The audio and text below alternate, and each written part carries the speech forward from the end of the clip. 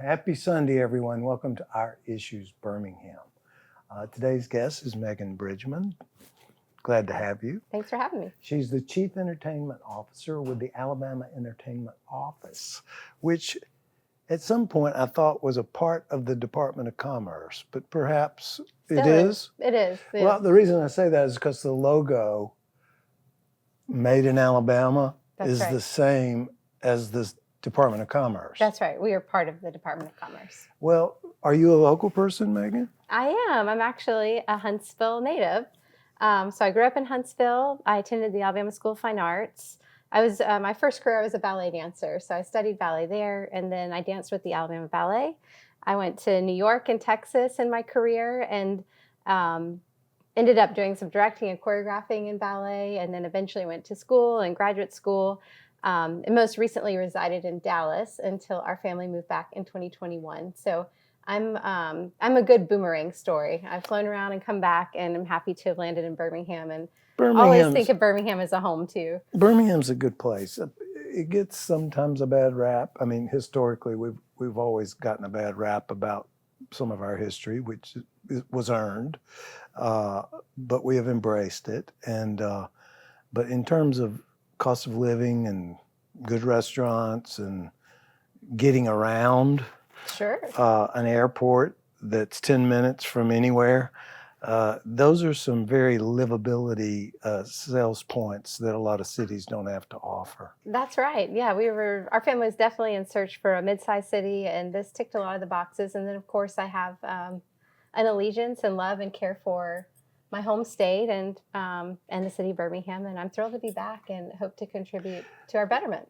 So you morphed from the dance world, which I have a connection with, which I'll explain to you later. It's not really relevant for these people to hear about. But how did you get into the universe of film? Sure. So after I finished directing and choreographing in the ballet sector, I studied philosophy and sociology for undergraduate school, and then I went to grad school at SMU, and I got my MBA and my master's in arts administration. And after that program, I did some workforce development work for a national nonprofit, and that was actually in the tech sector. And the sweet spot that was missing for me personally was just that creative spark in the creative industry. So right about the time we were looking to leave Dallas, the job at Create Birmingham opened up, and I put my name in the hat and was lucky enough to be selected to lead that organization locally. And of course, within that organization was the Film Birmingham office. So that's where I really got to sink my teeth into this really unique intersection of workforce development, economic development, and creative industry. And film is one of the most profitable creative industries. So it was a really steep learning curve for me, but a really fruitful one. So, well, I didn't even know those two offices existed that do. You named. Yes. That led you to where you are now. That's right. So Are we actively out soliciting people to come make movies here as we speak? I mean, how does that process work? So the Film Birmingham office works regionally across Jefferson County to coordinate administrative processes for films who are coming across our 37 municipalities.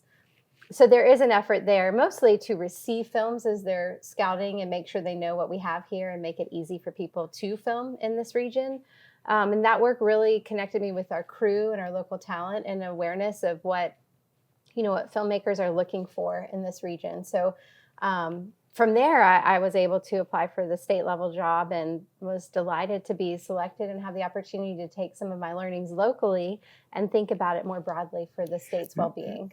Do filmmakers reach out to us, or are we reaching out to them? Good question. Thank you. Yeah. It's a combination of the two. I think because we have a limited number of dollars that we can invest into rebates at this point, honestly, a lot of our traffic is incoming, people seeking out our incentives and our locations. I think as our office grows, there'll be an opportunity to do a little bit more outreach, but I know each regional office also does some outreach too. So it's some combination of those two. So you mentioned money. You didn't say money, but you talked about money. What funds this? It's not quite, I wouldn't think, up and running to the point where it's running itself financially. Do you mean locally or do you mean at the state level? Let's talk about both. So locally, and I can only speak for the Film Birmingham office, that's under 501c3. So they're a nonprofit. They partner with different cities and philanthropists and different granting entities to fund their office. Mhm. Mobile has a city office that is a funded city entity, and North Alabama is structured similarly in a nonprofit model. The state, the rebate incentive program is funded through our legislature and budget, and we're Mhm. allocated $20 million a year in incentive money to give to incoming productions.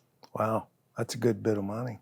How does that compare with other states? It, Woefully inadequate? yeah, I mean, it is a good pot of money. It's a great place to be, but I think there's room for growth. In comparison, Georgia has no cap. So they spend $1 billion on incentives annually, and we spend 20 million. So while it's an impressive amount of money and a great investment in our creative economy, I think there's definitely room for growth. Well, I think we lose a lot of business to Georgia.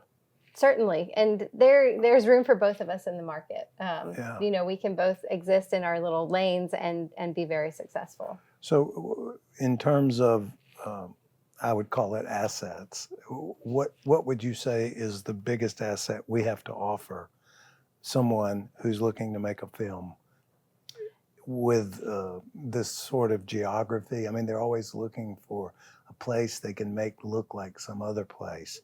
And we probably don't have time to Okay. get an answer to that question, but we're going to take a break, and I'm going to let you think about it while we take a break, and we'll come back and talk about that. Sounds good. Is that fair enough? Great. All right. This is Our Issues Birmingham. We're going to take a short break, and we're going to get back to talking about movies in Alabama when we come back. Don't go away.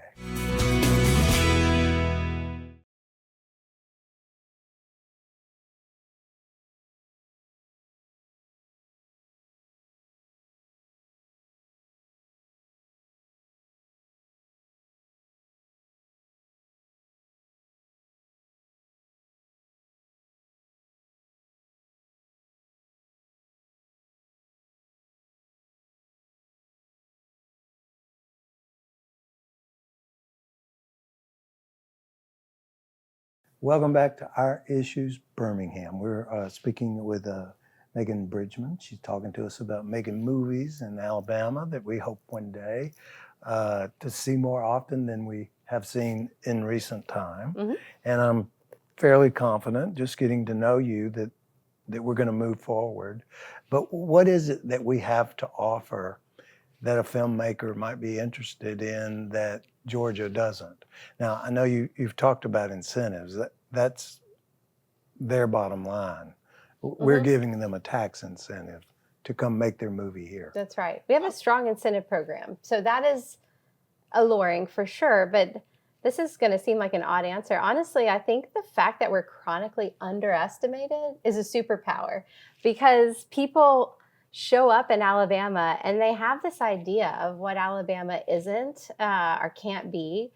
And there's just a transformation that happens in front of your eyes when you're meeting with these filmmakers, because they recognize our architectural assets are just incredible and diverse. And then our topography, it's just unbelievable. You can shoot anything here.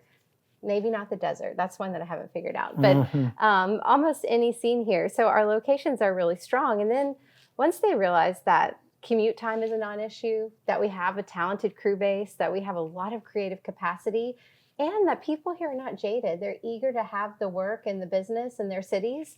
9 times out of 10, they make their film here. It's just getting them here. So I don't know if it's the low bar or just how awesome our state is. It's some combination of the two. People are dazzled. I think they can probably make a film cheaper here than they could in Georgia as well. Much cheaper.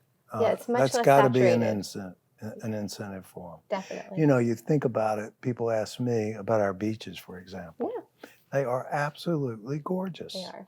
And they don't, I didn't know this until recently, but back in the day, the Appalachian area in North Alabama used to be the height of the Rockies. Yeah. And over time, like billions and millions of years, the quartz base that made up those mountains eroded. And if you go from Huntsville to Gulf Shores, It's a downhill drive, That makes sense. which is what happened to the courts Yeah, that ended up on the beach right. that made for the white beaches. Beautiful. Did you know that? I didn't know that. I knew about the height of the mountains, but I hadn't thought about the erosion and how it contributed to the beauty of our beaches. So Yeah. thank you. Yeah. So and they're outstanding. Yeah, they are. On a global Definitely. comparative basis. Yeah. What would you say we lack here that a production company might be looking for that we don't have to give them? Yeah, we lack infrastructure. That's a really clear answer. What does that mean? That means sound stages and production offices and the type of infrastructure a filmmaker would need to kind of park themselves in our state and shoot a whole series, a television series. It might be a 9-month lease on a space. And that's a little bit of a chicken and egg dance, because with the growth of the industry and the growth of the incentives, we'll be able to capture more work. And then that work will attract longer stays and even more productions and larger budgets. So it's an entire ecosystem that really has to be thought about when we're developing this industry. And I do think it will lead to infrastructure. But right now, frankly, if you built that infrastructure, it may not be sustainable. There's just not enough activity, and there's not enough dollars in the program to really keep and compete for those bigger budget TV series. What we would ideally get is a Tyler Perry who would come to Birmingham. You could. Or someone like him. Yeah, and because he went to Atlanta. He did. As I understand. Yes, he did. And he has a production company over there and all those things you just described, and they are very active. Yes. It would just take one of those probably.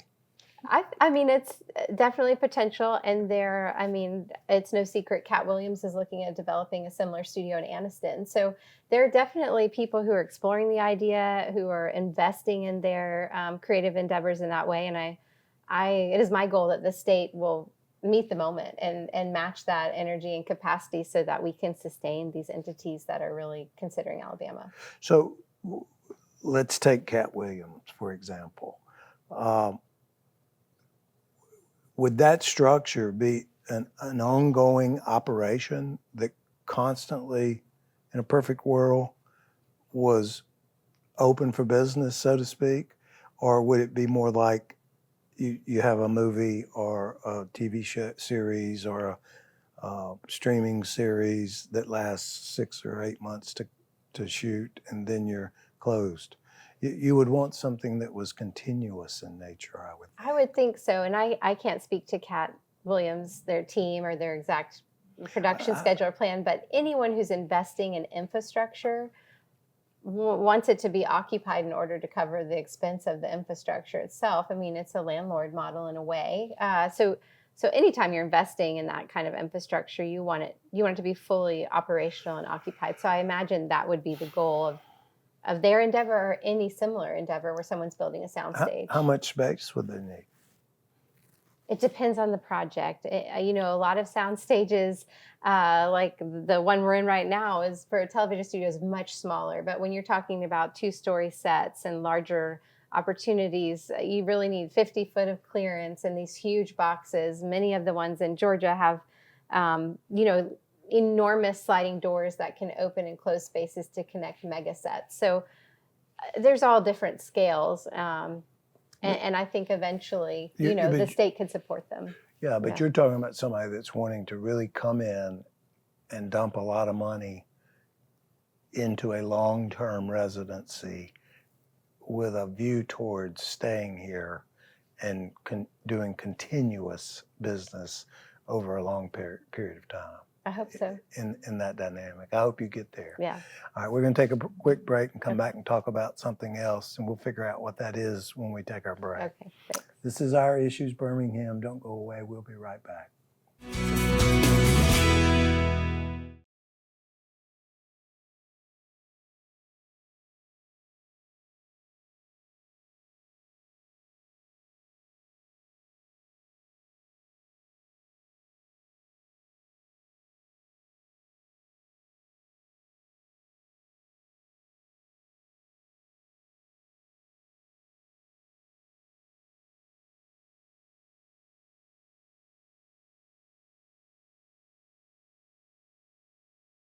Welcome back to Our Issues Birmingham. We're talking about a fascinating subject to me personally, just because I have an interest in film, filmmaking, I'm still one of those guys that likes to go to the theater Good. in spite of what everybody's afraid of. I'm not going to stop going to the movie theater. I like it in a dark, cold place with a heated seat. It's particularly nice. But something changed that allowed you to be in this position, and I understand a new law was enacted. Yes. I did not know that because I don't work in that area of law. Yeah, not everyone does, but just this May, we were really excited with the support of our legislators to support a new bill that will incentivize music album production in the state. So with that passage, we're rebranding our office from the Alabama Film Office to the Alabama Entertainment Office, hence the introduction you made for me and my new title. So our office will have the power now to incentivize music albums, and we are allocated $2 million to do that across the state.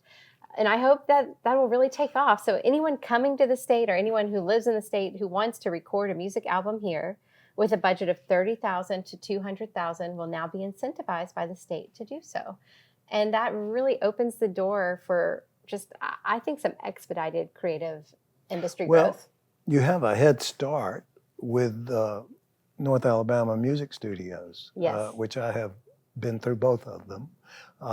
And the music that came out of there, of course, I'm a music nut, and the people who've been through there, incredible. It's just fascinating. And I ask you to take a drive up to North Alabama and go through those studios.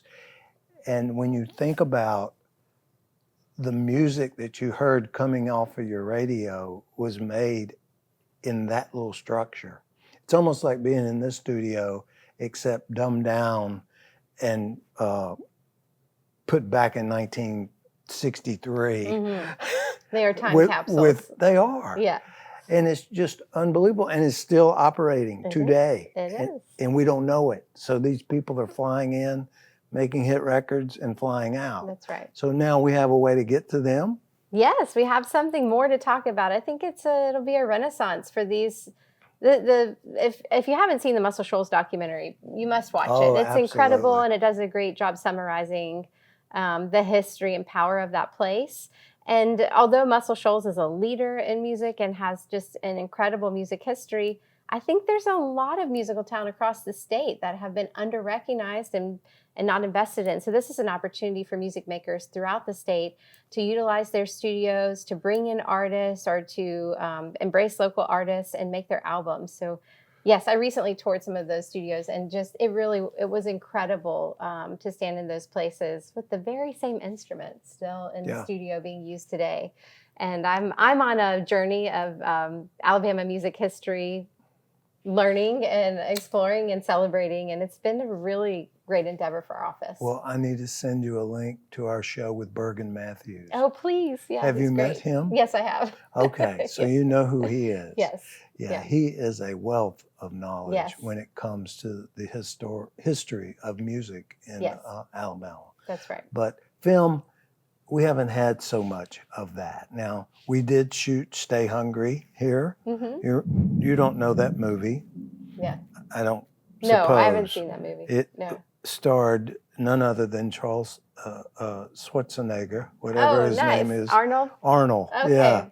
Charles Gaines wrote a book called Pumping Iron. Of course he did.